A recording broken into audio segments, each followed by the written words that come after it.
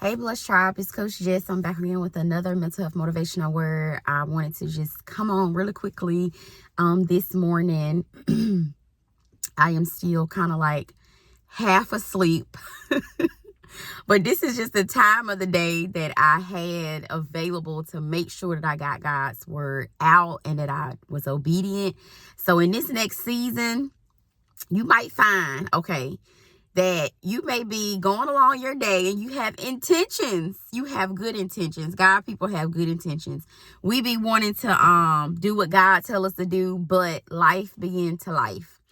The kids call, the school call, the job call, family call, emergencies happen. You never know what is going to happen in your day. So you need to begin to develop a plan. Because if you have a plan, you may not fall into the pit of doing everybody else's agenda. I have been seeing that recently, that if you don't have a plan, an idle mind, that's what it means to be idle. That means that you really ain't got nothing going on. You just sitting around, sitting on your thumbs. I think when Tony Gaskins say that, I think that is so hilarious. Because it's really true. You cannot get nothing done sitting around on your thumbs. I'm just sorry to tell you. And the way that I go in, I go hard behind the scenes. I could go harder, but I'm just saying for the bare minimum, go hard. I'm right there. Okay. And I know how difficult it is because I be having to tell people, no, thank you. No, thank you. I cannot do that. I would love to do that. And maybe that's why you have to have a team eventually, because you're going to be pressed too thin and you're not going to be able to do all this stuff. So even with your kids, I'm trying to tell y'all, if y'all don't trust people, I know that the statistics say that, adults be harming kids and that, you can't trust everybody and all of that. That's why you need to be prayed up. You need to pray for your kids when they get up. Pray for them while they're at the schoolhouse. Pray for them while they're on vacation with other folks. Pray for them when you at the library doing something and you over here in this town doing something. Pray for them. But you're going to need some help with your kids, because I only got one. And I know that's kind of rare. A lot of people have more than one kid. And it's difficult to do it with no help. All right? So you're going to need some help. You're going to need some help. And you're going to need some help. So right now, London is actually with family members while I'm doing this and while I'm going about my day. But you're going to have to do the same thing. You're going to have to begin to pull in some of that support, okay?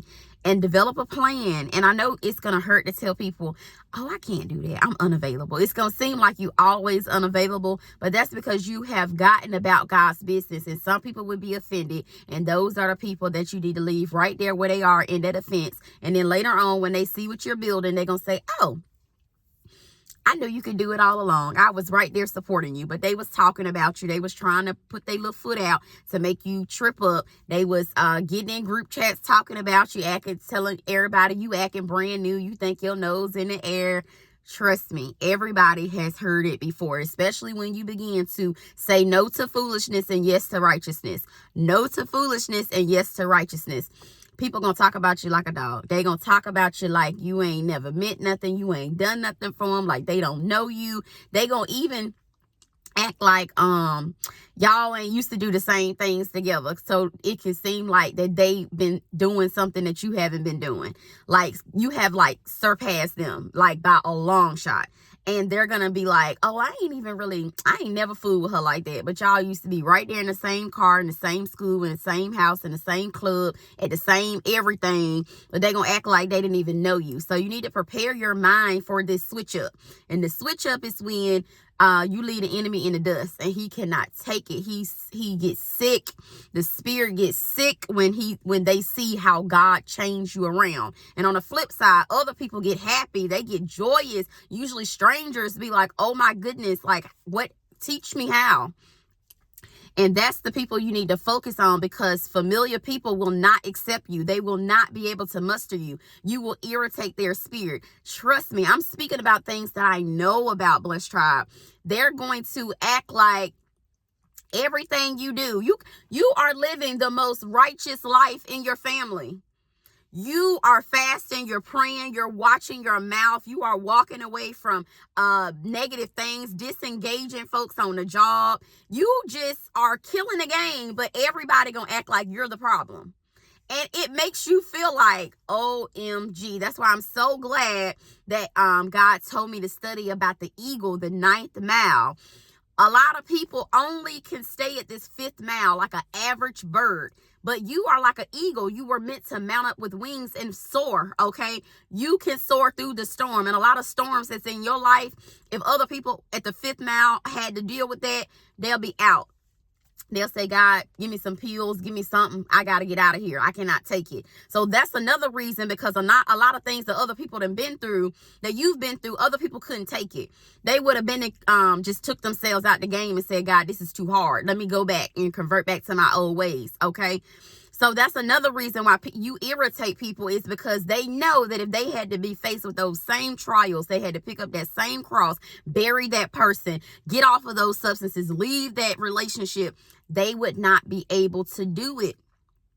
So when you're at this 9th mile, and you have to go back and look at previous videos to get what I'm saying, but an eagle can fly up to 9 something miles or more in the air. An average bird can only fly up to 5 miles in the air. Okay, something around there. But either way, the eagle can surpass the average bird. All right. So that's why when you get to this 9th mile, nobody can stand you. You irritate all the familiar people around you. They start talking about you. They start acting brand new. They say they can't trust you. And it hurts your feelings when people do that. All right. But I'm telling you, let your little feelings be hurt. Like R.C. Blake say, let your heart bleed so it can heal. It's going to take some time, but you're going to be all right. All right. God going to give you some new family members. He going to give you some new connections. You're going to be able to just do what God had you to do. Okay. And it's a lot of moving in the background. Y'all just ignore that. Every time I think I parked in a good place, it always ended up being like a whole bunch of moving parts. But focus on your coach, okay? So God wanted me to tell you guys to become who you were called to be. It's great, so it's gonna take time. That's why you gotta kind of ignore all of these people, because I know it's gonna hurt your feelings, because it definitely hurt mine, because I'm a feely type of person. But now that I know, that's the separator. God is separating you from these people that are not trying to live righteous lives. And I know that you're gonna want to say, man, Coach Jess, I don't want to be by myself. Who wants to be lonely? I'm gonna just go to the club just so they can like me.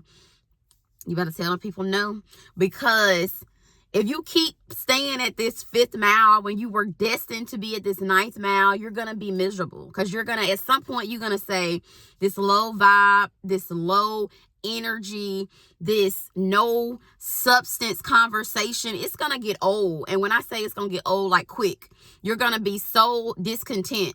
You're not going to be able to be happy. You're going to be like, something is missing. And something is missing is that you have to come up. In order to come up, you have to let go of things that you once cared about or that you thought would always be there. Now, that's the kicker. When God starts showing you people that can't go, and you like, man, I wanted this particular person to go.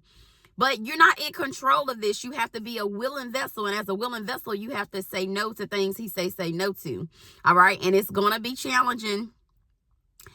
It's going to be challenging, but you can do it, especially when God revealed to you why.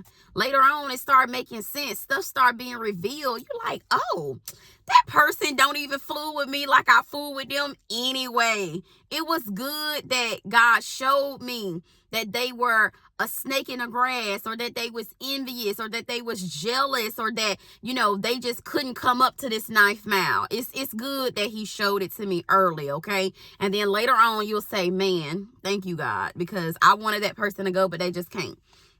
All right.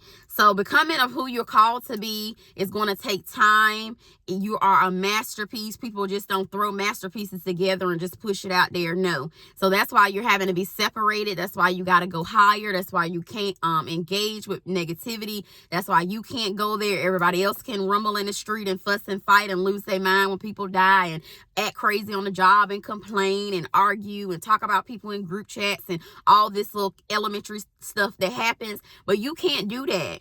You're going to be like, man, my spirit don't even desire it. And you, after a while, you will see what I'm saying. You're going to say, man, Coach Jess, I am right there, because every little thing that's negative and toxic and poor vibes and unethical, I don't even want no parts of it. That's not even who I am. You're not better than anybody, but you're just rising up to this ninth mile. All right. So God said, ignore distractions. Ignore distractions. So how it's hard for me to ignore the distractions going on in the background. That's why I was telling you to focus on me. The same thing. When you are in your family, when you're in the community, when you are serving, you may be traveling about. The people at the airlines may be tripping. I just saw recently somebody on the news did something weird with the airlines where they didn't have no ticket and they hustling and people moving fast, and the person was able to get to where they were going and nobody knew how they got there. There was no trace of tickets. The person was a still away. Okay, so a lot of things are gonna be happening, and it might be your luck that the person then stole away right beside you. It be stuff like that where you like, God, this is hard to stay focused. And people gonna be talking about you, even though you are thebomb.com. That's why I really wanted to create this video, so you can know you're not doing nothing wrong. You are thebomb.com. It's the other people. It's the other, and I need to crank up, so I gotta keep an eye on the time. And it be cold out here.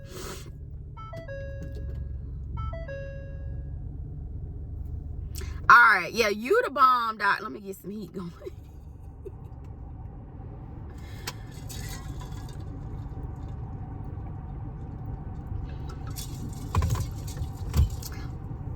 All right, you the bomb.com, and other people gonna be like, I'm trying to find fault. Now this is, y'all can tell certain stuff that aggravate my spirit. You can tell when you making moves because everybody be mad, and you be like, man, I'm so happy, I'm at peace. And the more that you are able to see this stuff in the spirit, you're gonna be able to like laugh at it in the inside to keep yourself from getting involved in negativity. You're gonna have to ignore the distractions, okay? And I got my little notebook trying to stay focused, okay? Keep your eyes on the reason why God sent you there. That's why you don't need to be taking jobs and you don't know why you there. You have no passion. You just there for a check. That's very dangerous.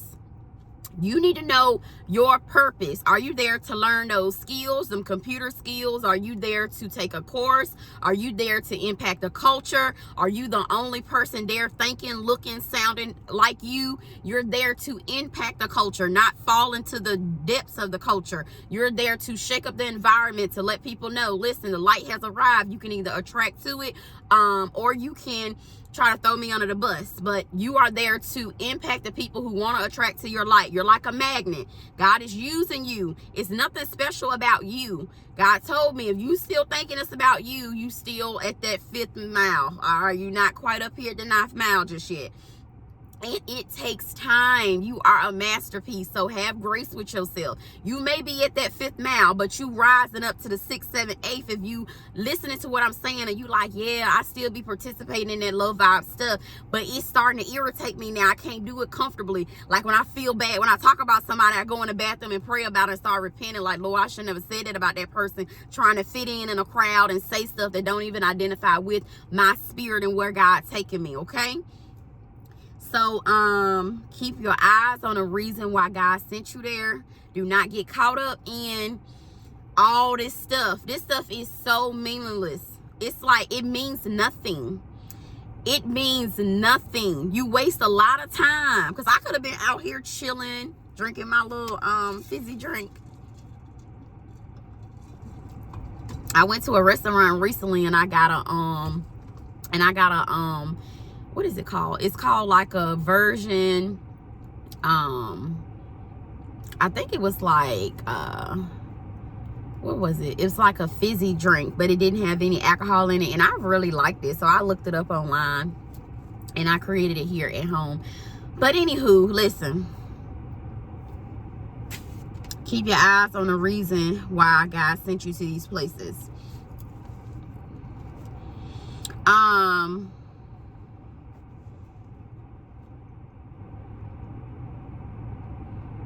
Yeah, stay focused on the reason why you're there. You're normally there to help people and to serve. So when God begins to use you in different capacities, just submit to that.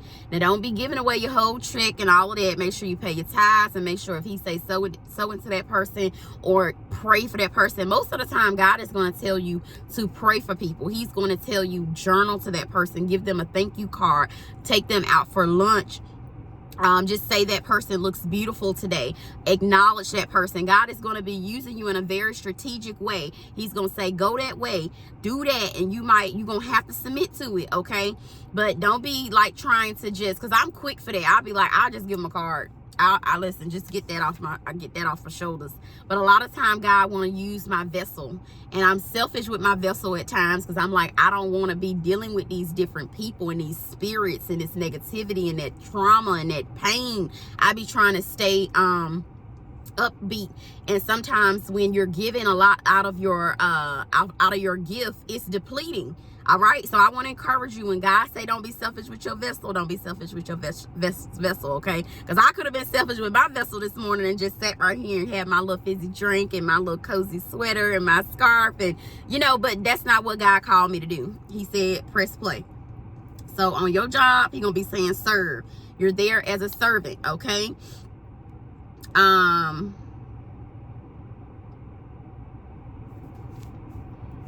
And He might ask you to sow into somebody, but pray about that, because sometimes we like to just give money instead of giving what He told us to give, that vulnerability and that human connection, a hug or something like that. We be like, nah, we'll just give them a cash app. We'll just give them that. And sometimes that I use that as a scapegoat a lot. So I know that's why I put that there. Like, don't always provide finances. Sometimes you have to provide a prayer, okay, or something more intimate.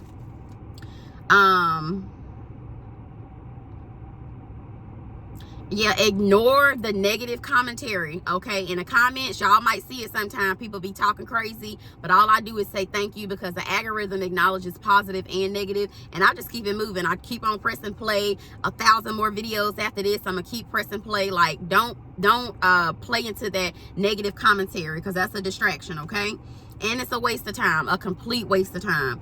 You'll waste so much time doing that. You'll be like, man, why did I even bother? And I know a lot of people gonna be like, what in the world is she doing? They probably think I'm doing my makeup. I'm doing more than makeup, baby. All right, so I got 2 more points, and I got about maybe 5 more minutes, and I'm gonna try to get them in for you. Let me turn this heat down. Ooh.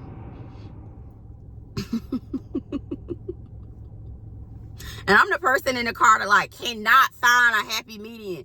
I be like all on high. Then I'm like, let's turn that all the way down. Then I'm like, man, turn it back up. Yeah, I can't. I have a hard time finding my happy median in the car.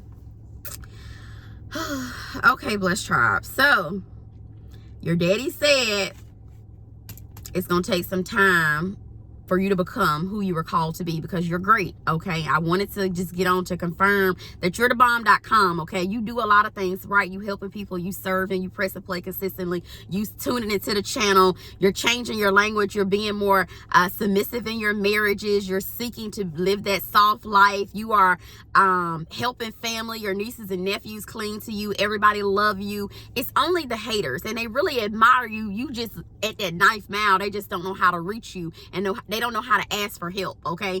So you're gonna have a lot of people coming to look at your content and stuff, but they not gonna really ever tell you they looking, but people are really admiring you, and you're making a difference. So when they talk crazy, that's just that spirit, all right? That's just that spirit that's in them that want to attack the good stuff. I don't know what it is about this society and a lot of people in it, but it's like when you're doing something good, that demon that's inside them people and that spirit that's inside them people, they're gonna keep attacking what's good, and it's because it's so good that it makes them feel bad. I don't know what it is, but your success, it makes other people mad.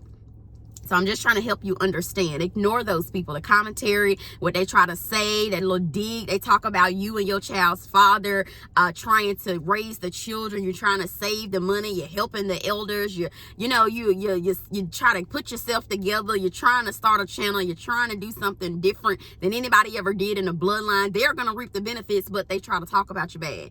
I don't know why people do this, but just ignore it. It's a complete waste of time to go there. You all the way in a nice man, you can come all the way down for something negative. Do not do that, because it's easy. Somebody was going to lose control today, and I'm glad God told me to take this 30 minutes and don't just chill with this fizzy drink and this sweater. Get on this camera and record. Somebody was going to lose control today. And so a lot of times, God be knowing when other people gonna come attack you, so he be trying to give you wisdom. He be trying to give you tools so you won't fall for the enemy's snare, okay? Self-control is where he wants me to go next. He said, no response is the best response. Disengage. I'm telling you, it makes things just go away. My grandma brought it to my attention, and she was like, child, I wish I would come from my ninth mile all the way down to this fifth one and respond to that. I wish I would. And the more I start doing it, I was like, it worked. So elders have wisdom, okay? And God told me disengage, disengage, disengage. And it's been the best choice. When I tell you, people walk away. The enemy run away with his tail tucked, because they not going to keep going back and forth, because it's going to humiliate them. And the worst thing an enemy wants is to be found out. So they going to go somewhere and sit down. No response. Especially if you see the person is just not even wanting to hear you out. What's the purpose? You wasting time. Just walk away. Move on to the next topic. That's the best way to disengage. They talking about something foolish, and you like, we went in one ear and out the other one, and you like, yeah, let's focus on what we got going on over here. Let's focus on the positive thing, the upward thing. You be the person in the room that is the conversation changer. You have more power, you have more authority, you have more anointing than you give yourself credit for. You have the power, but when things going left, you make them go right. You just like, no, we good on that. Or they ask you for your opinion, I don't have one. I'm good. All right, and be honest, and that's your honest opinion, that you don't have no response. No response is a response. Keep the meeting moving. Keep everything pushing. Keep the family going. Okay. Disengage has been the most effective thing. Yep, because it leaves the person in their foolishness and they have to wallow in it. Don't you get in the slop and in the pig pen with these pigs, okay? Do not do it. Because you're going to be like, oh my goodness, I'm all dirty. Now I'm all filthy. I got to go fast and get this spirit off me. Why even go there? You done too much work. All right, that's all I got time for, y'all. I have to be more conscientious of my time. All right, I love y'all. I really do. I got more messages, but I have to learn how to get them out. I do. My cousin, shout out to her. She gave me this for Christmas. It's like a little design. It's cute. I need a little bit more lip. And I guess this is what people think I'm in here doing, just doing my makeup. I hate when you find that color and then it get empty on you.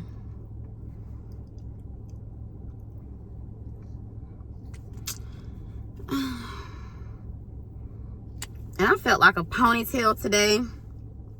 I just said, listen, I just felt like a ponytail today. All right, I love y'all. Y'all have a blessed and prosperous day. I do got 1 minute to say a prayer. All right, dear Lord Jesus, thank you so much for this day. God, I ask that you just go before the blessed tribe on today. Let the words that I said penetrate their heart. God, allow us to ignore distractions, leave foolishness right there where it is. No response is the best response, and continue to have self-control. God, allow us to just be able to ignore things when it come our way. It doesn't promote us to do anything well. It's going to bring our vibes down. It's going to take us from our 9th mile to our 5th mile. God, thank you so much for giving us the analogy to help us understand how to be able to maneuver ourselves down here in the earthly realm. God, I just ask for all financial blessings. I ask for our children to be protected, our bodies to be healed and covered in the blood of Jesus on today. God, I ask for our businesses to thrive. God, I just ask for all of your will to be done on earth on today. God, I just ask that you just continue to pray for the Blessed Tribe, continue to uplift us, and continue to take us higher and higher and higher. God, I thank you so much for choosing us on today as a people. God, I bless the Blessed Tribe and everything that they have going on, that they're wanting to bless in your name. God, I just ask all these many blessings in your name. Amen. All right, Blessed Tribe, I gotta go. I love y'all. Y'all have a blessed and prosperous day. God bless.